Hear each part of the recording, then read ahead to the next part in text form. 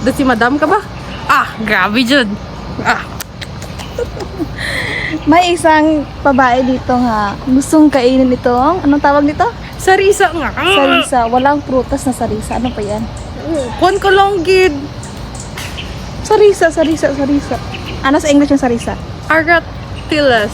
Ay, I don't know. Anong pag-pronounce? Basta ang spelling kay Aratiles. Aratiles! Aratiles. You search mo na, Sige guys. Anong pangalan nito?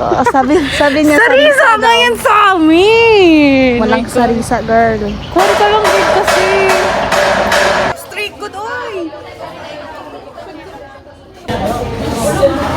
And adhering to strict ethical standards to further strengthen mabulol ako sa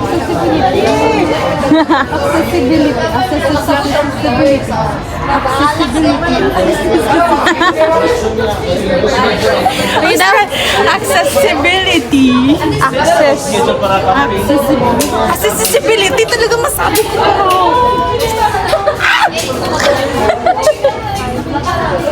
Prioritize transparency. And adhering to strict ethical